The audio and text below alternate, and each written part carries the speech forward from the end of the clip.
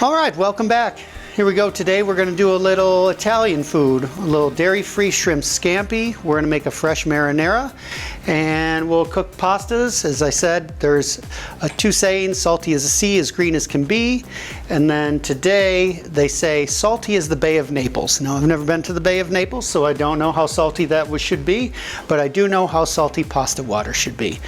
So let's get started cleaning some shrimp.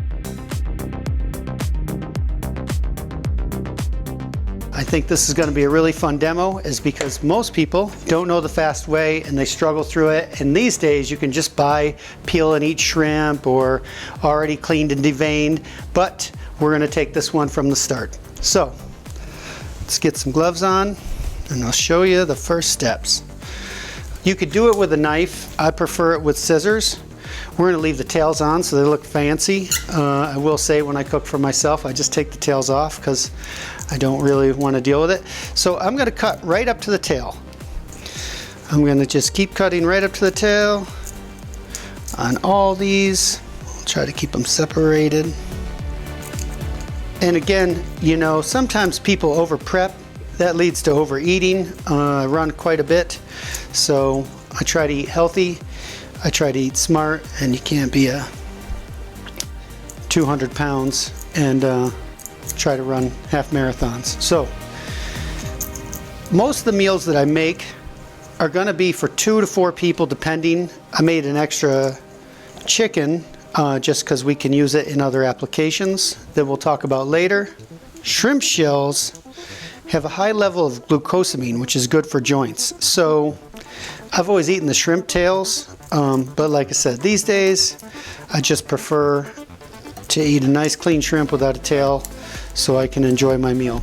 All right, next step, you're going to take the back right towards the tail, so you hold on the tail so you don't ruin it. You're going to go all the way around, and then boom, it just pulls right off. So we'll set that there. Again, you go right to the back of the tail, you go around the first one, and then the whole rest should pull right off clean. You can look in here for the vein. The scissors should have grabbed it. That's just the other good reason for using scissors over a knife. I know people who are good. Whatever tool you want to use, I've seen people who have been cleaning shrimp for their whole lives with a knife, and they're faster than I am with scissors. So here's one. You could see this is just a vein. That's its waistline. So you don't want to eat that. You can, it won't hurt you. It doesn't even taste particularly bad. It's just not that appetizing once you know what it is. Again, here's a shrimp. We're going to pull it out. Sometimes the lines are clean because they really do. In pens, when they grow shrimp on farms, they literally starve them before they harvest them, so they won't have any waste in that line. You could just run your thumb through there, stick it in the shells, and we're going to save the shells too and make a quick shrimp stock. And I'll just give you, you can use that in a shrimp stew. You can use it if you're making a scampi pasta, then you can add the stock back in as a little liquid and some olive oil just to coat it. Little lemon juice. It's really good. It just adds to the flavor. People are often processed shrimp. They can be pretty bland. They've been out of their shells for a long time. You'll see that blue water they sit in at the grocery store. That's not bad, but it's just like shrimp essence. With the shells and this fresh, you're just going to get a much better shrimp flavor, and that's what we're shooting for. Well, I still have the gloves on. Like I said, it's going to be a very small stock, and it's going to be a very fast stock. We make it in like 30 minutes. These shrimp shells are going to give their flavor so quickly. They're so thin. They're little shrimp ghosts. Put the shrimp back in there later. We're going to make a nice scampi with that. So let's get the stock out of the way. For that stock, what's really nice is just a simple tomato. Gives it some nice color. And then we're going to just throw in the end of that celery, some of these leaves, keep that out of the way. We put a little onion in there. I don't really need to. A little bit of garlic and maybe a chili flake, some parsley, and we'll fill it up. I probably even use too much water because we just want to simmer it, and we want to use it potent as possible, so probably let that go for a little while. Set this back there. All right, next thing we're gonna do, we've been heating our pan. Remember I told you earlier about the little splash test? Get rid of this guy. And that pan is hot. It's been on super low for a long time. All right, so what we're gonna do is we're gonna start with the onions, but we're gonna need to start with a little olive oil first. Probably like a quarter, half a cup. We're going to use 4 28-ounce cans of whole peeled tomatoes. It's probably about 2 cups of onions. I'm gonna save some of this for our meatballs. It's nice to have a nice wooden spoon. A nice solid wooden spoon. It's good for risotto. It's good for sauces, especially tomato sauces. Great for all things Italian. All right. We're gonna let that heat up. We've got water on in the back and the front. We're gonna cook 2 different pastas. Now again, as I said, salty is the Bay of Naples. I don't know what that means, but I know it's a considerable amount of salt. And what I would suggest is that what you're shooting for is soup strength. Your water should taste as salty as a nice soup. That will impart the flavor into the pasta when you're cooking it from the water. It just won't be bland. You won't have to over season your sauces. If we look over here now, we've got the sauce, the onions already heated up. And we're gonna do this pretty fast. Normally I might let these simmer for 20 or minutes or so, but today I'll just cover them and get going on it pretty quickly so you can see everything we're doing. It will still be great. It's really about after everything is done. You want to get the onions soft enough so they kind of disintegrate in the sauce. So you have to get them nice and hot before you add the tomatoes. And we'll wait on the garlic. I'd like to add a little celery to my marinara sometimes. So what I do with that, and not a lot, but I want it to, an Italian chef told me that you want it to melt. So I'll do it this way so you can see. I am going to cut it as close to paper thin as I can. And I don't want it to be too powerful, but maybe 2 cups of onions and, I don't know, 2/3 cup of celery. I always say that don't try to cut the very ends. Save your fingers. Always be making stocks. They love a little extra flavor. This is probably closer to a cup, but that's just fine. Again, this is just cooking. It's not science. We don't have to be exact. You might have a wonderful surprise someday when you're like, oh, I added too much of this or I added too much of that. And you're like, but I liked it better. So recipes are great to start with, but don't feel tied to them. And I cut that celery thin enough that I can already see it getting translucent as soon as it hits the hot oil. All right, we have our pasta waters going. I'll transfer this one for now. And now it's time for some garlic. You can use as much or as little garlic as you want. I think that's quite a bit. I'm gonna save that for the scampi. That's probably, for these 4 cans, that was easily 8 cloves. So maybe 2 cloves per can. We're just gonna let that work for a while. Keep trading pot lids. This one's almost going back here. So now, what we're gonna do is we're gonna quickly saute the onions and a little bit of garlic to make our meatball mix. So what we have for our meatball mix, and you could do any ratio you want. This is a pound of pork and a pound of beef. Some people will do 2 parts beef to 1 part pork, or 1 beef, 1 veal, 1 pork. Veal isn't very popular these days, so I do like a nice meatball with pork in it. So it just rounds out the flavor. It's not overpowering. Beef can be quite a strong flavor in a meatball. Everything back here is already pretty hot just because it's sitting near each other. I don't need any of these for the scampi, so I'm going to use all those in the meatballs. And I do want to use most of this garlic though for these shrimp, so I'm just going to use a little bit. So if I had thought ahead, I could have done the onions and garlic in with the marinara vegetables and stolen them for the meatballs and saved myself a whole pan, but I didn't. So those are done back there. We just want to soften them up, as I said. This is ready to go over here, pretty much. They haven't quite caramelized yet. I'll pick it up here and show you. You could see how they're all translucent, but I don't have any caramelization yet. So we're just going to let those go another second while we start our pastas. This pasta is going. Remember, we had already salted it. Again, you could stick your finger in the water and know that you're not going to burn yourself if you go fast. It wasn't quite soup strength. So this is a little bit of rigatoni. I like the Barilla stuff just because it's real consistent and it's affordable. This is some spaghetti. Also going back here.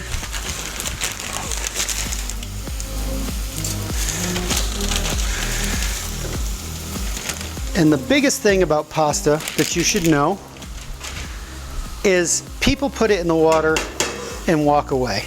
There's two things you want to do. You want to keep it moving, especially till it starts boiling again. You don't want it to stick together, and you don't need it to boil that hard because you can overcook it. Again, like the potatoes, the outsides could get gummy before the inside's done. So you really can cook it quite gently, but you want to keep it moving. Not a lot, just back and forth, back and forth. We've got our shrimp stock, it's just about to simmer. While we wait for all this, we can start working on our meatballs. There's caramelization going here, so we're gonna move quite fast. Again, always stirring your pasta. First thing I like to put in my marinara is a little anchovy paste. Marinara means from the sea. I think traditional marinara always had anchovy paste in it. This is 1.75 ounces. I like to use whole anchovies. I just happen to have anchovy paste today. So I will use about an ounce of it for 4 cans. It will taste a little bit fishy, but it will mellow out, I promise. A little chili flake. By putting the chili flake in now, you'll break out some of the essential oils. I have a little paprika, just as regular sweet paprika I like as well. It actually adds a little bit of depth of flavor to the marinara, but it also makes for a really rich, deep red color. Many times cooking, people are like, oh, your marinara is so beautiful and red, and how do you do that? And I was like, well, paprika. But also, it's about the tomatoes you use. And here's another trick. So I like to buy whole peeled tomatoes. This comes down to the shrimp trick. If you buy a whole tomato, you really get all that flavor. And that's it. This is sauteed. I can see the paprika has caramelized a little bit. So you can see it's starting to stick to the bottom. And that's called a fond. And that caramelization is just more flavor. And before it burns, we'll add a tomato. And we'll just keep moving through as quickly as we can.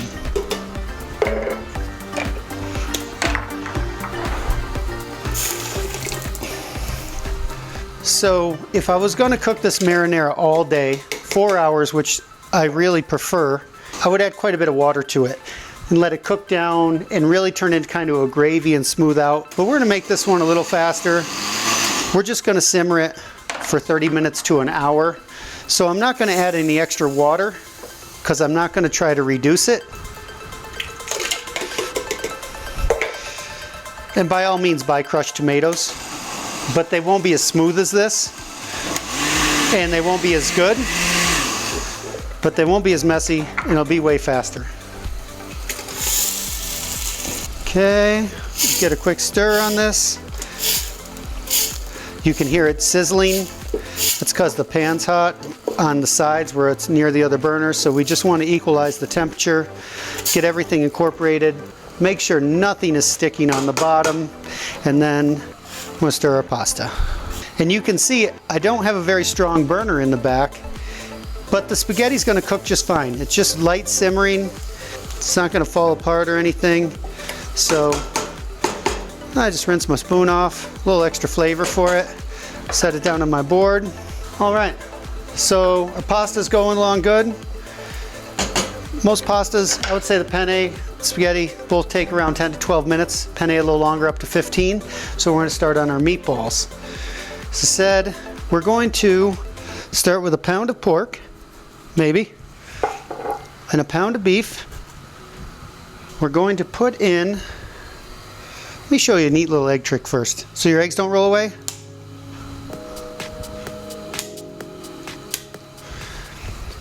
So you've cracked the shell, but you haven't broken the membrane inside. And they'll just stand there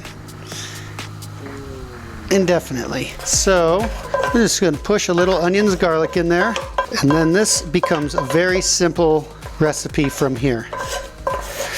It is basically, for every pound of meat, there is an egg.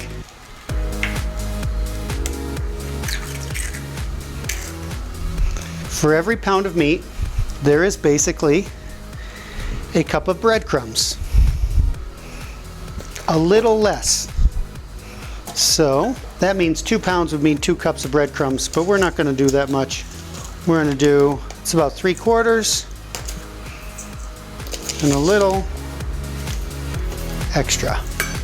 So maybe a cup and a half to a cup and 3/4 of breadcrumbs for each pound of meat. For the 2 pounds, so 3/4 for each pound, I guess. Just season, you may or may not know, I've been cooking a long time. It's probably about a tablespoon, just under, maybe a teaspoon per pound of meat.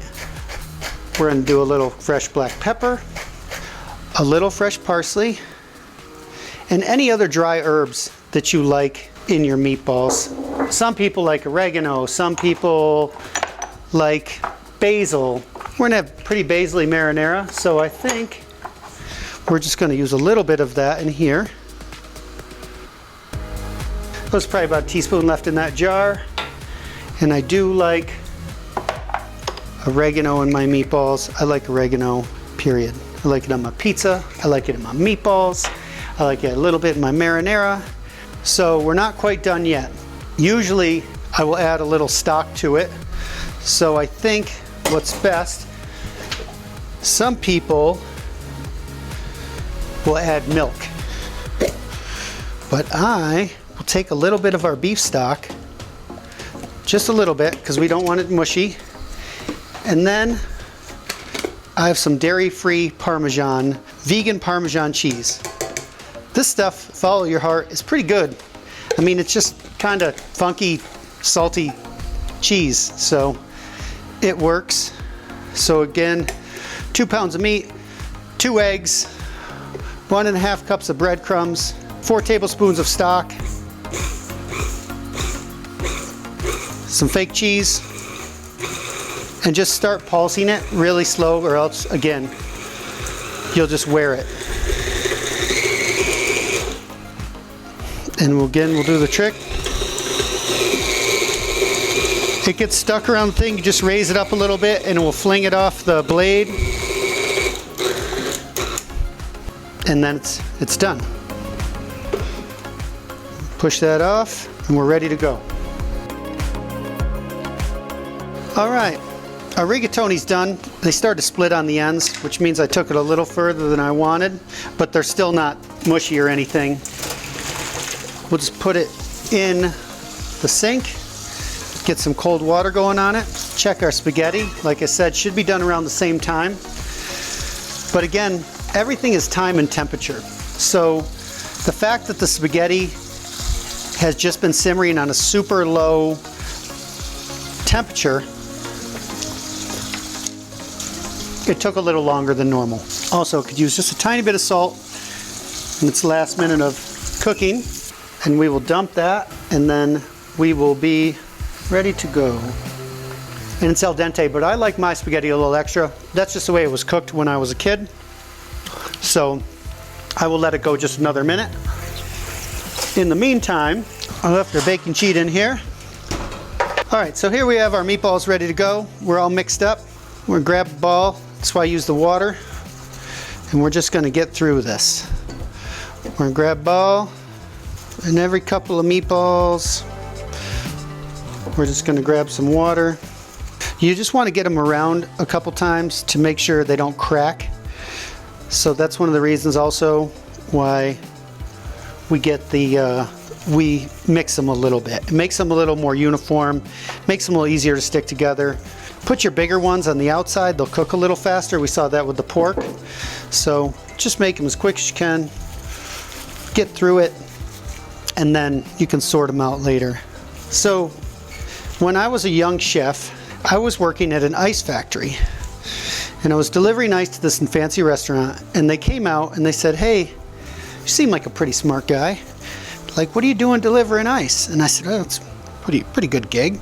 You know, pays pretty good, and meet lots of people. You get to go to all the bars." And they said, "Yeah, you ever thought about trying cooking?" And I said, "Well, I grew up making pizzas and stuff, and I washed dishes and things. So, you know, my mom cooked every day, so, you know, I hadn't really thought about it, but, you know, I'm sure I'd give it a try." And they said, "Why don't you come by and give it a try?" I went there and I was a salad guy and I did desserts, and I had an art background. I studied art in high school and a couple years in college before I dropped out to go to the beach. It was a pretty good time. But I was like, okay, so I'm making these desserts, and they were like, "Oh, you got a pretty good eye for this." And I was like, "Well, it's really not that hard."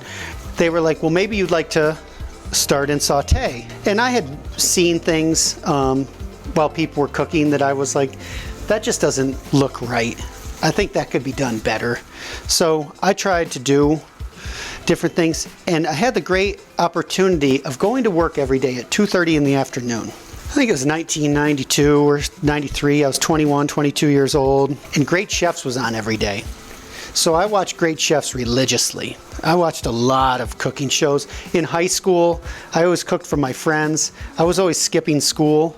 My mother kind of let me on occasion. She wanted me to finish school and get decent grades, but I just didn't really want to be in school. And when I was in college, I didn't really want to be in college. So I would stay home. My mom would buy me whatever I wanted. I'd ask her for beef and ginger and different things that we just, ingredients, soy sauce, things my family had never even tried before. And voila, your meatballs are done. You can see I got my small ones towards the middle, some bigger ones on the outside. That giant's pretty much in the way. I'm gonna stick it in the oven and finish my story. So I had started out, I had a pretty good knowledge of cooking just from cooking shows. So I started doing things that I had seen on TV. If you're watching Great Chefs and Julia Child and Jacques Pepin, these people are far and away more talented than most things I had seen in any restaurant. So I started moving up really fast, and the owners were like, where are you getting all this knowledge? And I said, well, I'm watching Great Chefs every day. I watch it religiously. There's like 4 episodes on a day. There's 2 episodes from noon to 1 and 2 episodes from 1 to 2. And I just loved the show, and I learned a lot. And I'd also been taught through my experience that chefs were like hard drinking, smoking, partying, and I enjoyed all that too. But I saw a chef that was a marathon runner. He was French. He was by far and away the most talented guy I had seen on Great Chefs, so I kind of wanted to emulate him. So I moved up quickly to sous chef, and then started making soups for other people, started helping out people freelance, got to see a lot of things. And then I had a daughter. I moved to Boston, and I got to be a bike courier, which is another story, which was my life's dream. So I was able to do that. But when I moved to Boulder, I had a 6-month-old daughter, and I had no career. And I was already 25 years old, and I needed to make some real money. So I couldn't just take any schlepper job. So I made up a fake resume. And I wrote down that I had worked in these different places, in resort towns and restaurants that I had seen. And because I knew they would never check. It's 1993, no one checked references, there's no internet, no nothing. So it was a pretty good gig. So to pull that off, I would take some of my work home at night. We'd be out at the bars or we'd be prepping, and I'd have a brunch shift the next day, and I was like, oh, we're far behind on brunch and I'm worried about this. So I would go home and I would take bags of potatoes and I would dice them up, and I would take them back to work in buckets and so on and so forth. So I kind of hustled my way into my first chef job. And then after that, it was pretty easy to see that I had a real penchant for this, and I loved it tremendously. Another real interesting caveat is when I took the first job as a sous chef, my older brother came to me one day on a visit, and he brought me a 10-inch Henkel's chef's knife, and it was beautiful. I was using like kitchen knives and stuff. And he brought me a copy of The New Pro Chef, which is the book that they were using for the CIA, the Culinary Institute of America in Hyde Park. And I read that whole book twice. And in fact, when I did end up going to culinary school, anytime that somebody would argue with me, I could be like, page 479.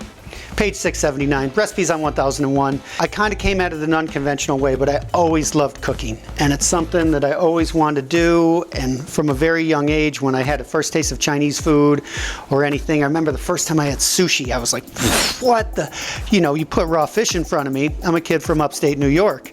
We didn't eat fish, period.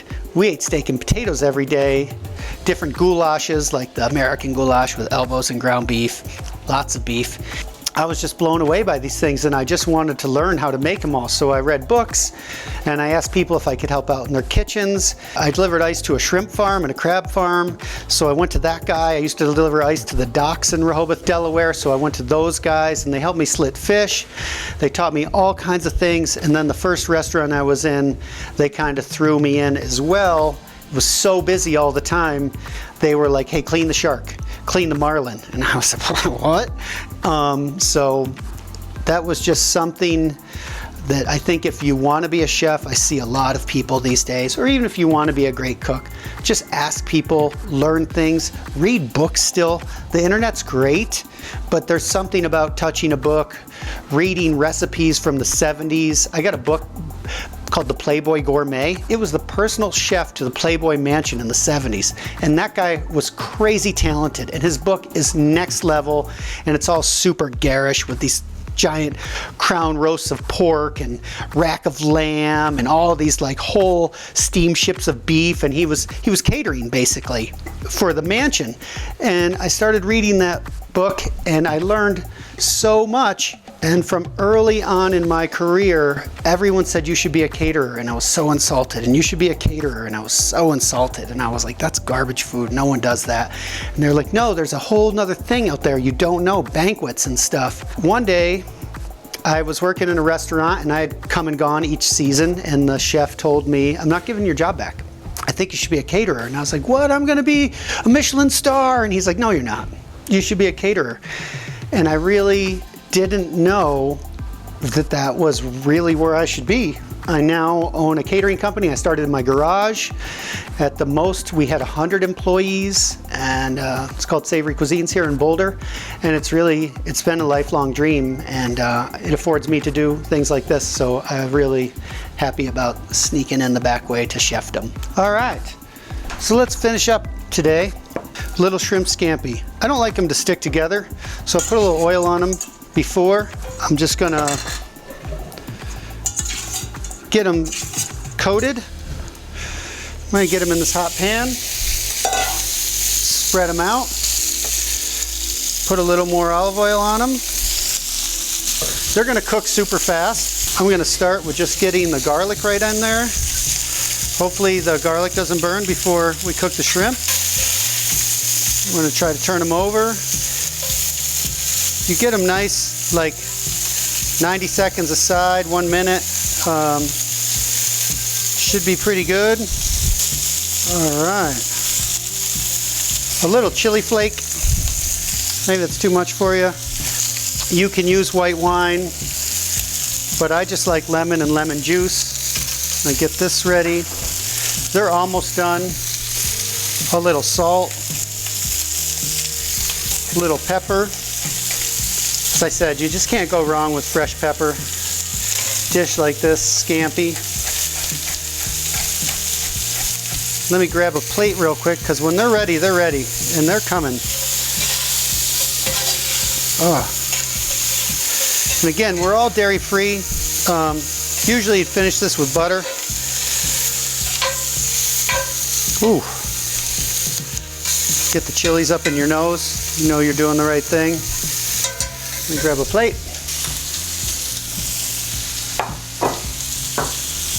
All right, so the shrimp are pretty much done. Give them a little press to get a little caramelization. That's really part of the flavor. You can see the garlic is browning and caramelizing. We'll try to tip it so you can see it a little bit. Now I'm just going to scrape them off the bottom. You can tell they're done. You see how hard they're curling? That's when you know your shrimp are done. Parsley. Meyer lemon zest again.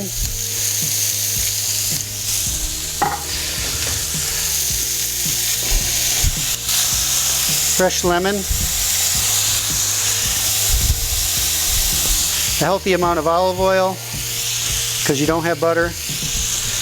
You can eat these as an appetizer. You can do whatever you want. And then I'll show you the final product. And I promise that tastes wonderful. Now we're just going to finish our marinara really fast. Our meatballs are done. They're just hanging out in the oven. I just go through it this way once so I don't have any long pieces. I don't want it to get stuck on anyone's teeth or choke or anything. So then basil in. All right. Grab a towel. Meatballs are coming out.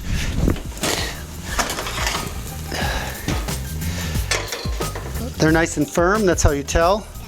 They're done. So we're just gonna add them all to the sauce.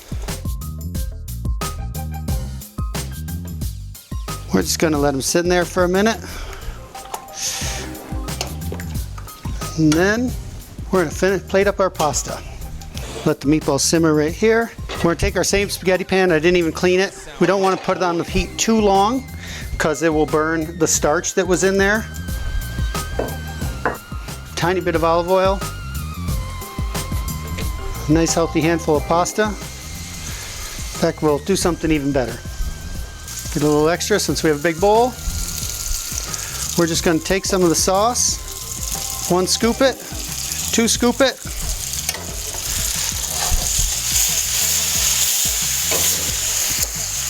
The pasta was still warm. Usually use a little pasta water, helps create a nice sauce for it. See, it's boiling on the edges. We'll turn it a couple times. Oh yeah, this is my favorite dish. One time somebody asked me, oh, what's the last thing? You can only eat one thing for your whole remaining time on earth. And I said, oh, easy, spaghetti and meatballs. So you're getting my fave. I was gonna cut some tomatoes up for garnish, but there's really no need. Spin it. Place in the bowl, spin it, spin it. We don't need too much extra sauce. 2 meatballs will be just fine. Oh, stay. Little spaghetti meatball.